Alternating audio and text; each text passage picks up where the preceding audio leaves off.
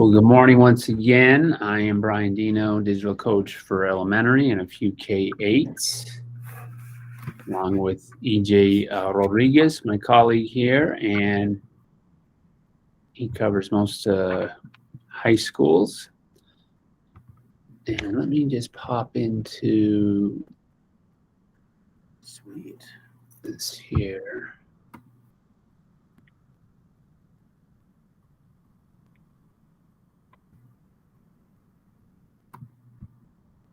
I'm going to join this twice, EJ, just so I can see what I'm presenting. That's going to be hard for the world. Two of you. Oh, man. Okay, so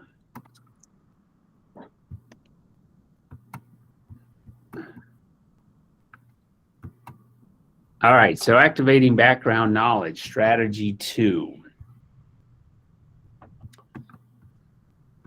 So here's just a little research behind why it's important to activate your background knowledge of your kids before you launch into teaching. The theme of constructivism is for those of you who've studied education, that proposes that new knowledge is constructed from old. You keep building on it. It's the educational belief that as teachers, it's essential we got to make connections between what we are going to present to students' prior experiences. And also, if you're familiar with the Swiss psychologist Jean Piaget, he believed that educating children was, of course, very important, but his research said that learners really make sense of new learning or their experiences by using what's called their own schemata. And also part of the research that John Dewey did, who was a child-centered educator, also a philosopher, he focused on the growth of kids' capabilities and interests more than what the curriculum mandated. So these were some of the early influences behind what we call constructivism. Students need to construct new knowledge based on their prior experiences. Here's the connection to our culturally relevant education. And if you're familiar with Zaretta Hammond's work, she's adamant that background knowledge is a key equity issue. So a lot of our kids come with different background knowledges. So we have to prioritize developing background knowledge with every kid so that they can make those connections. And Marzano also covers this, that the ability to process information effectively can offset some of those disadvantages that kids bring or don't bring into the classroom. So here's how this is going to work. If you've been with us before, we have 2 ways of going about this session. So first one is called the follow along with me. And during this session, you'll just stay with me and EJ. And we will cover 4 of these tools and how they're used to elicit background information: Pear Deck, Screencastify, and Flip, and then Edpuzzle. So we'll do that with you if you want. And then, or the other option is if you want to work independently. So if you want to explore these tools or you're already familiar with them, you can do this independently. The only thing is that we ask you to explore the slides in this breakout room, which are slides 41 through 62. And then when we come back to this room, be able to share one idea or one of these tools and how you're going to use it in your classroom. And actually, EJ, should we return to this room at 9:10? Because we're going to the main room at 9:15, right? Yeah. Yeah. And let me, yeah. So actually, I'm going to change that. So let's come back into this. Well, no, actually, what do we think? Should we just go back to the main room? I would like to know more about. Yeah. So let's come back here at 9:10. and then we'll go to the main room at 9:15. How's that? Now I'm gonna put those. I put them in. Did you put? All right, awesome.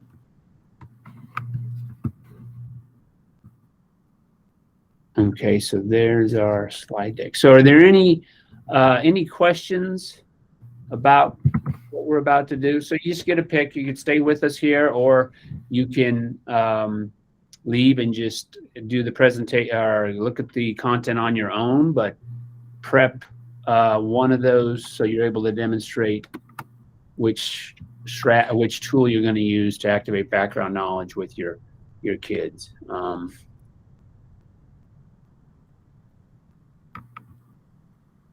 Does that make sense? Yep. Go ahead, partner. Then I would like to say, we have prepared a few examples of how to do this. The conversation together is about how the students can build background knowledge. We tend to go through a lesson in this kind of fashion. We do some kind of warm welcome, then we do do now, and then we launch the objective for the lesson. And if you look at it, the do now, for example, is supposed to give you flexibility to do several things. One of them is to activate that background knowledge. But in truth, what we see in classroom is that practice is not necessarily centered to the educational process daily. So we would like to give you some examples of how you can do that using tools that are, supported by DPS and that you might be familiar with. So you will experience it from the teacher side and also from the student side. So we encourage you, be active in participating in this. If you feel like, oh, I can master it, I know how to do this, then please show us what you do so we can share it with other teachers as well.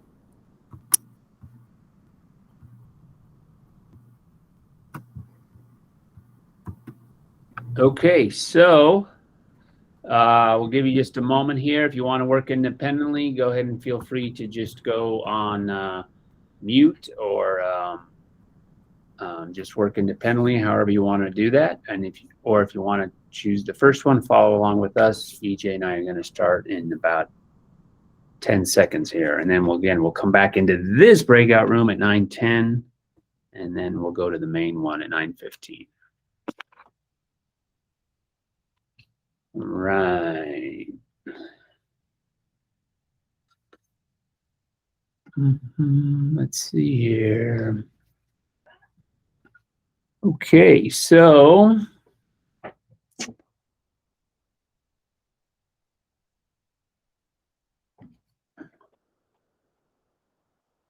going to talk about Pear Deck. First of all, I am going to just tell you just a quick bit about myself, just so you know who's talking here. I'm Brian. I'm a former middle school and high school teacher in Denver, and for the last 11 years, I've been with the Ed Tech team. And this year, I've had a chance to support numerous teachers with these tools. So I'm excited that we have licenses for Pear Deck and some of the others. So that's always nice. How about, I just want to find out where the other folks are teaching here. So if you can let us know where you're teaching and just a little bit about yourself there. I see Kurt is with us. Hi, Kurt. Hi, how are you all?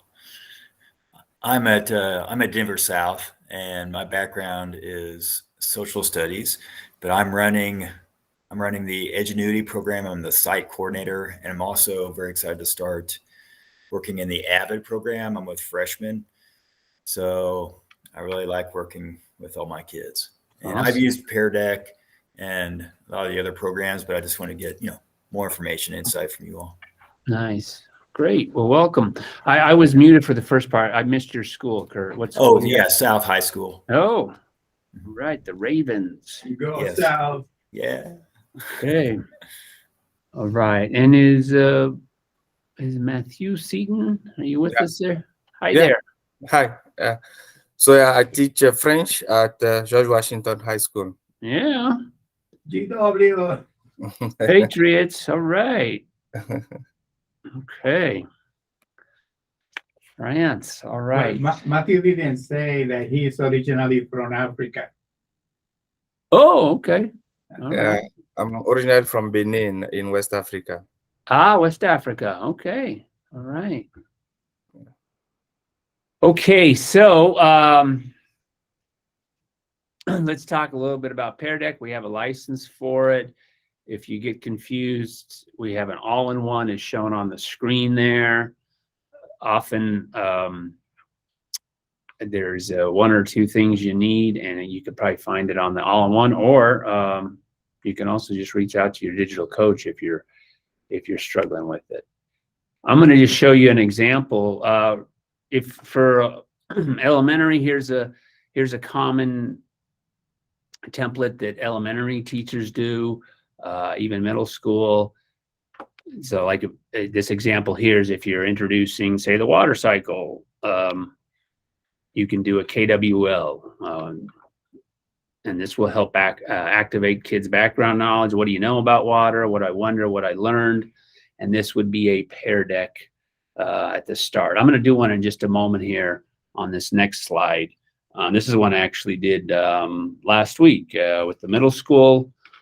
Yeah. Now you, for those who might watch this recording, Amplify is the middle school science platform we use, and the kids were starting to learn about evaporation and properties of water, and a lot of this particular school is very adamant about maximizing learning.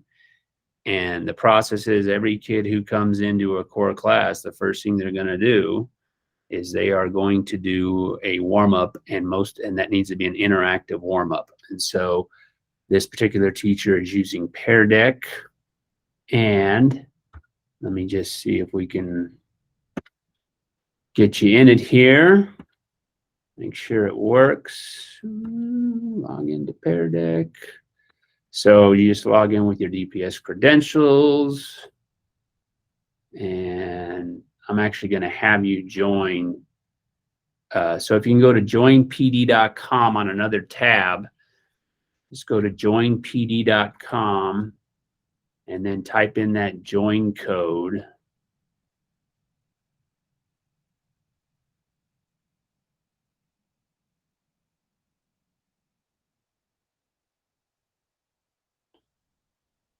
Okay.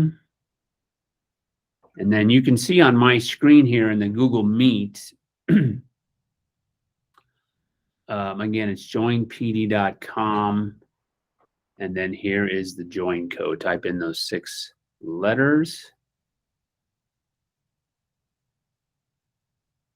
And then if you could just respond to pretend you're a student and we are starting class and you have an activity. You please show the code again, because You I was bet. in another screen. You bet. Yeah. There it is. VJ VJMWAW.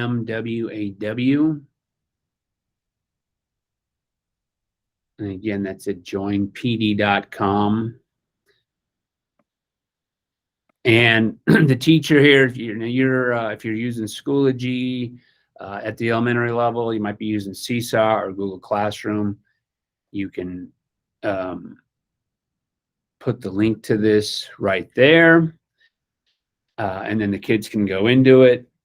And then, as you can see on my screen, you're seeing this because you're in the Google Meet, but you don't necessarily need to show the students the answers. That's up to you if you want to show the responses or hide the responses. But you can see who's starting their activity right away and who is not. And again, building these routines are so important, I think, at all levels. But I'm working at K through 8, but at the schools I'm working with, they are very intentional about, as soon as you open that device to start the class here, we are working, we're processing, and in this case, we're activating background knowledge. And as you know, as soon as the device comes open, depending, some kids might wander, but the Pear Deck is a nice, I like it because it's a nice, intentional way of saying to kids, hey, we're going, let's get started. Let me know what you think about this subject. And then you can start commenting on the positive answers here. So kids know that, hey, all right, I like Mr. White. Thank you. You're right. Cup, can you tell us about what you think Cup 1 is? And then, so they see what's happening in the classroom. They see the culture you're establishing. And again, I'm going to be honest with you. I know in this room we have a couple high school teachers. I know high school's challenging as well because again, we have multiples. We have, as soon as these screens come open, kids can be distracted. But Pear Deck is a nice way to say we're going to handle that distraction. Let's get you thinking. And it will take some effort. I just know when I saw this last week with the middle school kids, teacher had to walk around and remind a couple kids, hey, no, go ahead and close that. Let me know what you're thinking on this topic, and then we're moving. But again, maximizing that time in class, and especially how they start class, and in this case, activating the background knowledge to say, we're talking about the evaporation, and let me know what your thinking is on this, so you can see where the kids are at. So you can also just, if you're not familiar with some of the other features of Pear Deck, you could lock the screens. Some teachers do that to say, all right, I see just, let's just focus on my screen up here on the big board. Want all your eyes to come up here. That is a feature that's used. You can also set some timers if you'd like. If you're co-teaching, you can invite a co-teacher so that they continue the lesson, or if you want to be consistent. There's a few other features. If you want to ask a question, a prompt question right away, you can click new prompt. And if you're like, boy, all right, everybody, like tonight, the Broncos are on. So if people are still watching that team, there'll be some late night kids, and there might be some distractions. So maybe you want to just do a new prompt. I'm like, all right, let me just ask a new question. I just want to find out where we're at, and you can pop in a new prompt there and wait for kids' response. So that's a feature that I think we had last year. Yeah.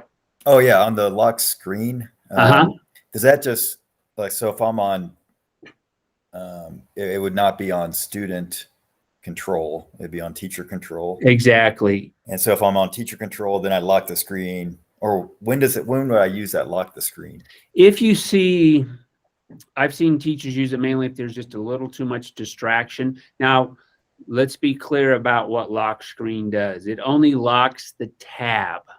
So like if you go to your tab right now in Pear Deck, you'll see that responses are locked, but the student can still open another tab and, find their music, etc. Oh, okay. So it's only limited to the tab they're in.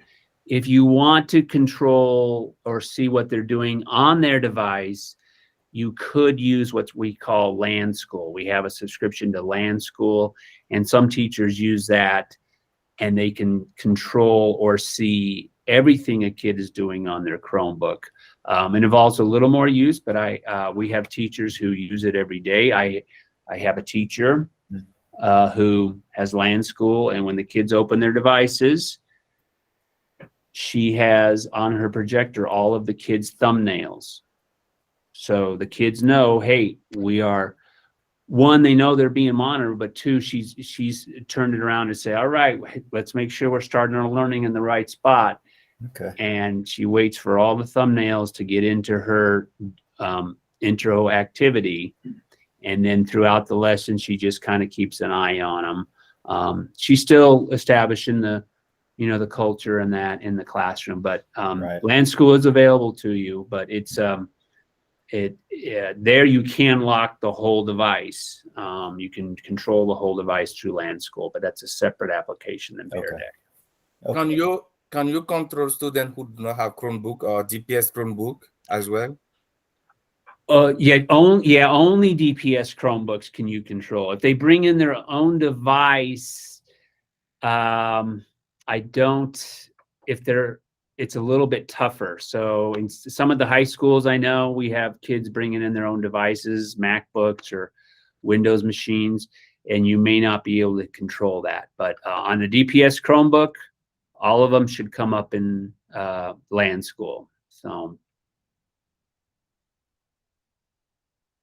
yeah, it's pretty nice tool, Land School, again, just to see, and especially if you want to redirect kids. I know a person who just does a directed reading group, and he works with the kids at the start, and then he has them do independent reading on the Chromebook.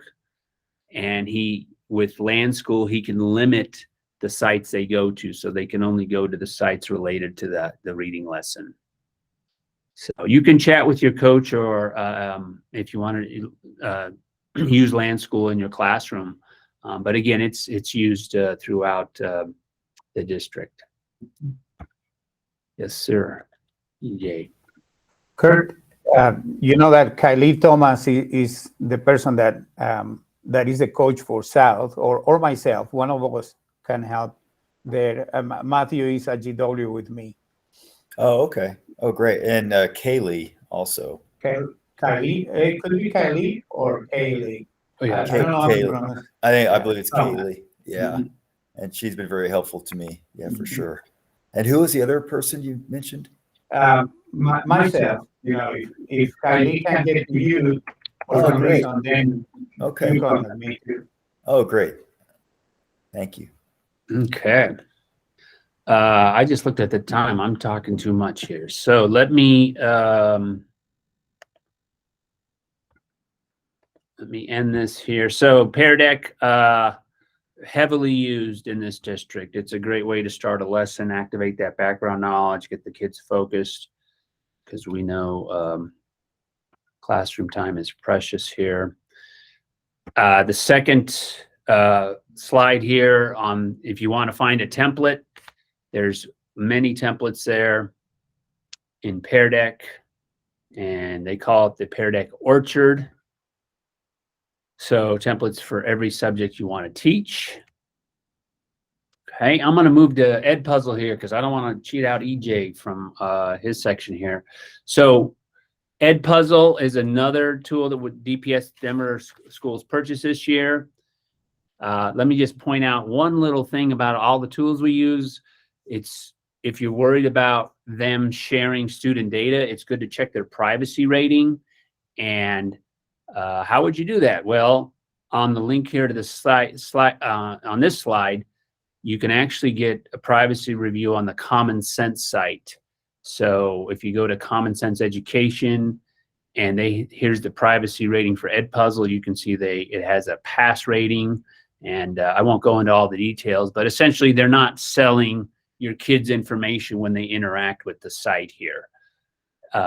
So you can look up the tools there if you're concerned about it. I know we have a lot of tools in use in DPS, but I just wanted to point out the student data privacy rating, and Common Sense Media does a good job of looking at a lot of the major tools.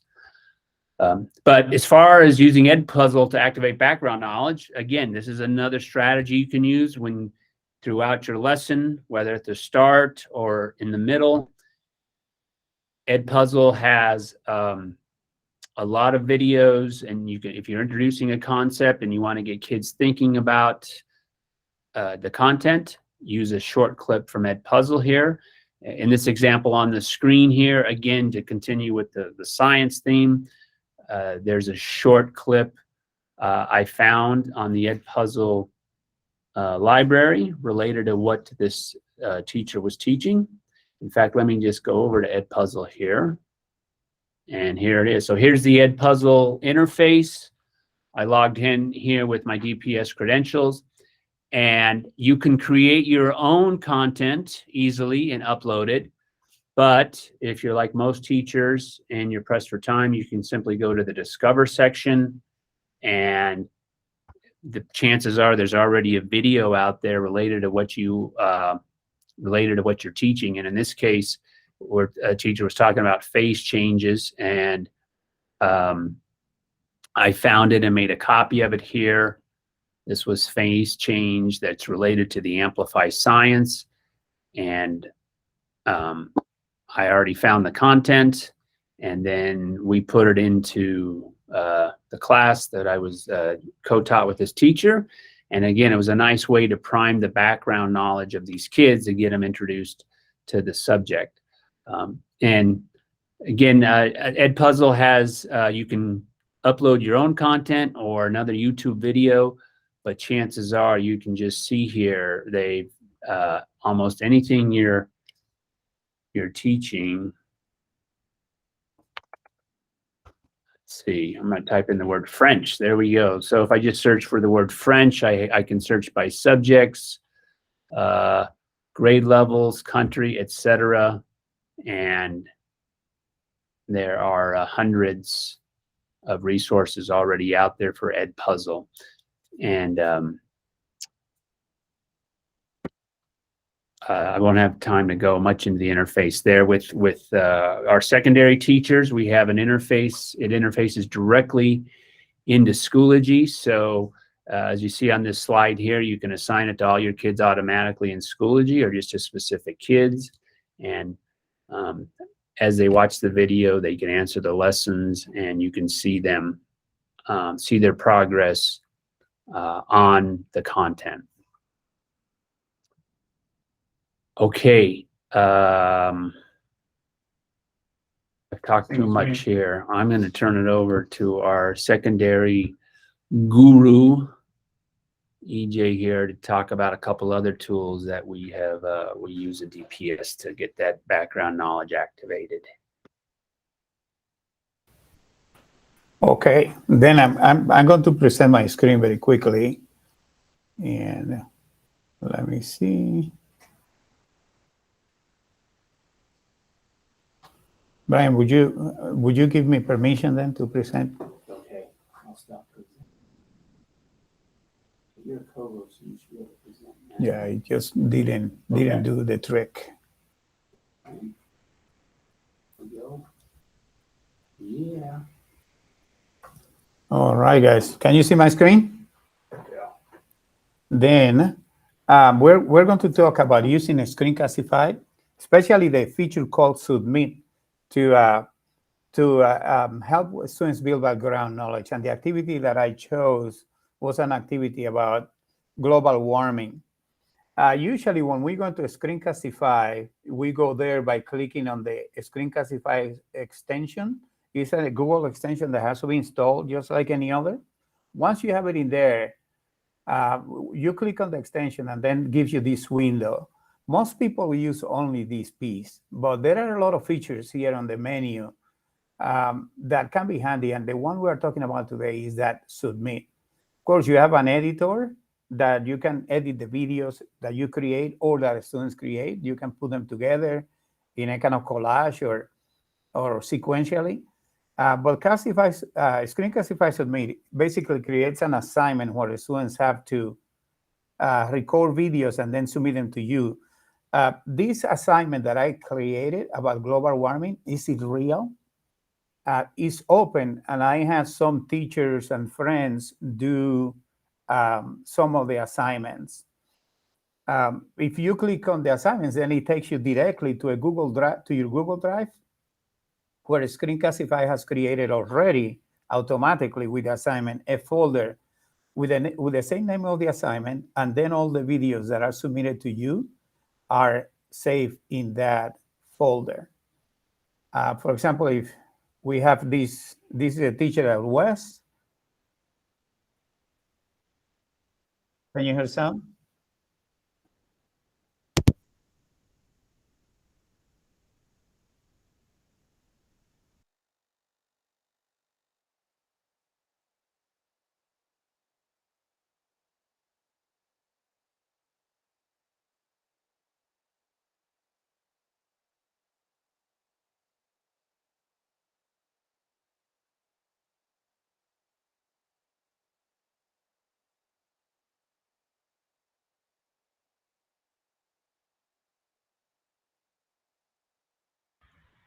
Were you able to hear the audio from the response?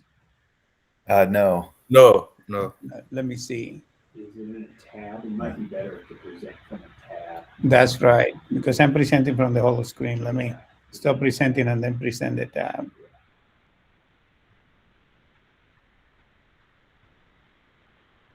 Let me open the video again very quickly. And then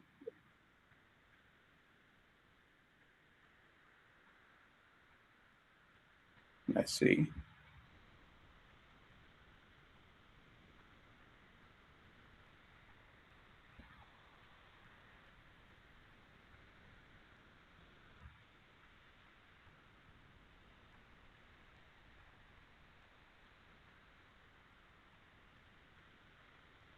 All right, that's the right one.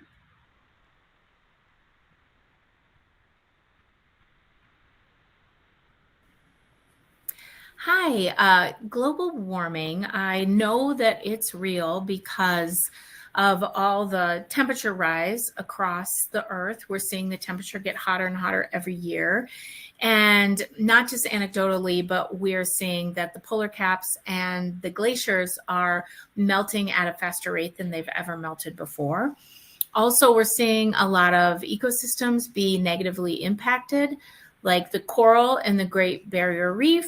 Okay, we'll leave it there. As you can see, I have collected those videos in my drive.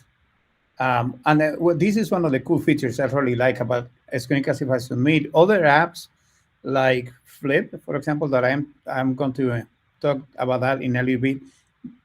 The videos have to go into their platform, and basically you have a managing tool or page that you access the videos from their site. But Screencastify actually creates the assignment, and also all the videos go to your drive. So you own them, basically. It's a good way to also share with the students. When I created the assignment, if, for example, if I go here on the edit, let me make sure that I'm presented the right tab now.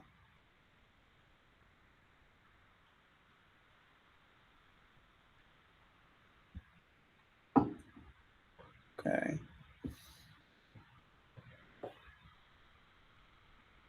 If I go in the edit, in the edit menu, then you see how the assignment is created.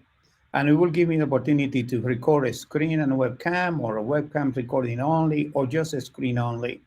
Also, it will give me the opportunity to give instruction to the students as I'm setting it up, create a name for the project, and then the type of privacy that I want. If I want only people in my organization or anybody with a link, and if the students cannot access any videos, if they can access just their own, or if they can view any of the videos, great for providing feedback. I have set this one in a way that everybody will have access to everything. So anyone can see anybody's video. You can also turn notifications on and off. You'll get an email whenever if you leave it on, you get an email whenever somebody submits something. So very handy and very quickly done. I strongly recommend it. Brian was saying about setting up the background knowledge for the students. He cited Sarita Hammond and Marzano earlier. Marzano did a lot of work around why is it that background knowledge, whatever it is, activates the students' understanding of a particular concept. And it's because they work through misconceptions if they have them. They can identify the misconceptions as they are working in the activity, and then they can make corrections to those misconceptions. At the beginning, it can be like fitting a square peg in a round hole, but they tend to, through the learning process, then they turn to a kind of file the edges and be able to fit their knowledge into the framework that you want them to use. Let me go back then to the presentation. That's Screencastify for you. I put a few screens also of how it looks from the student side. I was hoping to have you actually do one today, but for time's sake, I'm just not going to do that. But this is how it looks on the student side. They basically click on the link, and then the computer actually gives them the opportunity to click on the blue button and record. Very simply, they don't have to have the extension installed or anything like that. This other slide shows you, once they are done, how it looks like. You can see that they have the opportunity to download the video that they just created and have it, or they can go and click on that link and send them directly to the folder in Google Drive where the assignment is located, and they can see all the other videos in there the same way that I can see it in this tab here. That's what it will open. Very cool stuff in there. So let's talk now a little bit about Flip. The activity that I chose for Flip. I have a quick question. Does the Screencastify connect with Schoology? Can we grade automatically from there? Oh, once you create your assignment, it gives you the opportunity to copy a link, and you can put that link using the add materials menu. Create a link. There is one that says something about link and external tool. You use that, and you can put it in Schoology directly. And all they have to do is click on the link in Schoology on the assignment, and the window will open. Very simple. Okay, thank you. Then going to Flip. So my partner showed you a little bit of a Kwl chart, but I want to say that Kwl is basically an acronym for lesson planning. Let me show you how that works. This particular project is about students sharing and sharing their voice to define a particular concept. And the concept that I chose is about, hold on a second, let me go to that screen. It's a project that has two parts. Part A is a short video where students share what they know about the seasons. How do the seasons happen?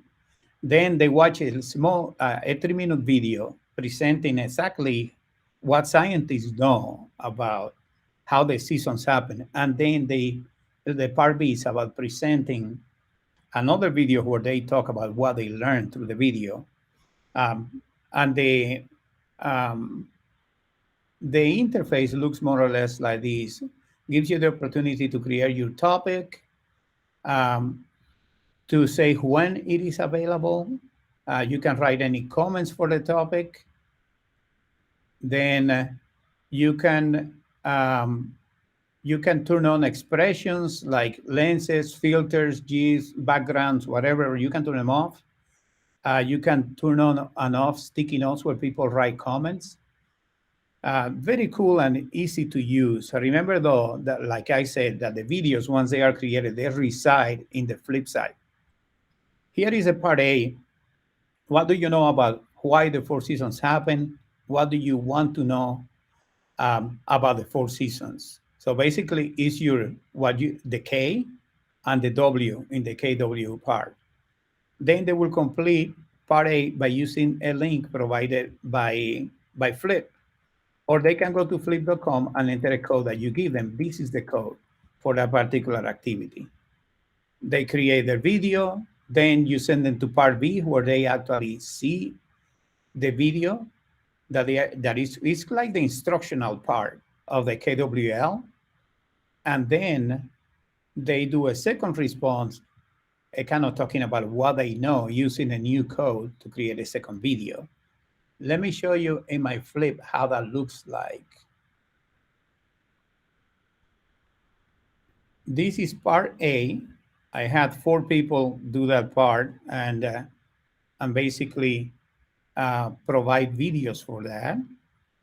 Again, nobody else can access those videos but the teacher. And then this is part B, where I had 3 submissions from other teachers as well. In the interface, if I go to my interface and I click on my groups, then I see all my activities in Flip. The ones that are active for me actually are part A and part B of the 4 seasons. You can edit the activity, you can schedule it, you can upload material to it and share it from there. It's a very easy interface to use, very, very simple. Any questions about that one so far? Oh yeah, on Flip and Screencastify. So when the students do their video responses, is that more of like a homework assignment? Because I mean, in the classroom, it might be kind of difficult to have it right. That's right. Okay. It's preferable that they do it depending on the number of students too. You know, there are some classrooms that are big and there is space to do it, Sure. and they can do it in a lower level voice. Okay.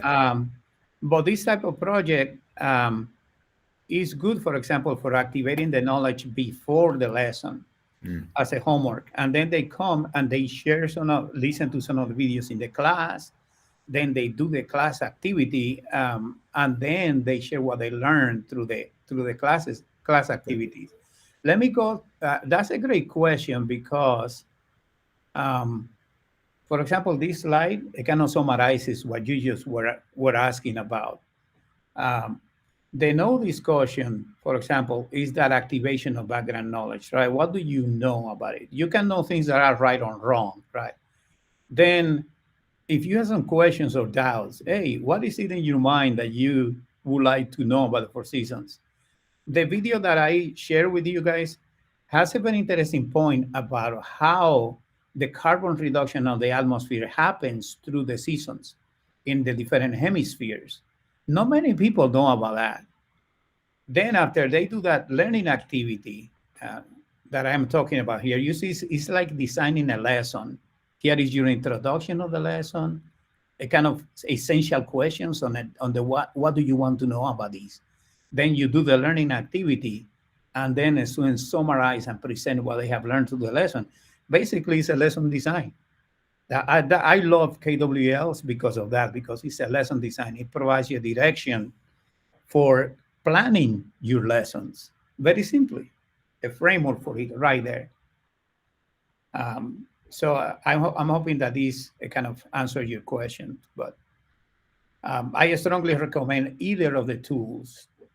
They are very flexible, and the students really enjoy getting into it.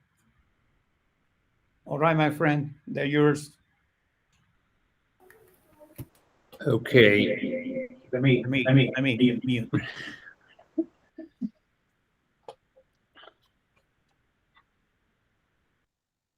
Just gonna. You're still getting it. Go there, partner. Hold on. Let me make sure that I'm out.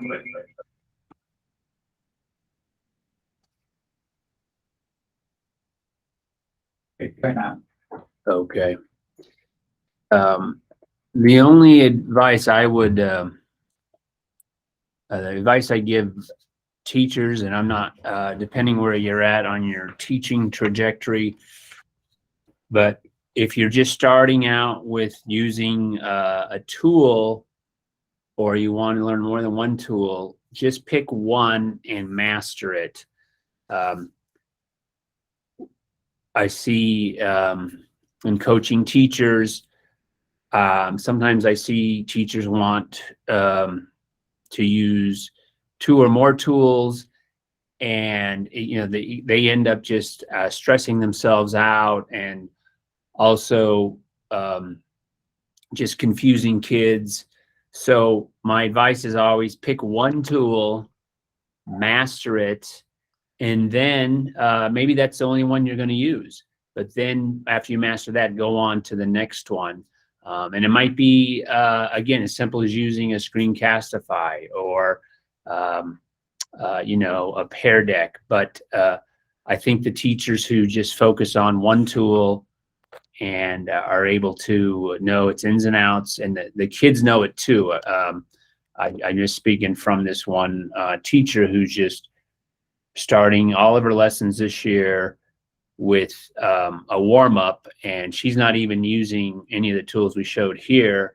She just has them go straight to a journal on a Google Doc, and it's linked in Schoology, and that's the only thing she has them doing right now, because she's getting comfortable with technology. But her kids know every time they come into a class what the routine is. They're doing the do now. There's the link in Schoology, and she can see their responses in the Google Doc that they've shared to them. So again, don't be intimidated by, I got to use all these tools. Pick one, master it, see if it works in your classroom, and then move on to another one. Or it might just, you have to find something that works for you.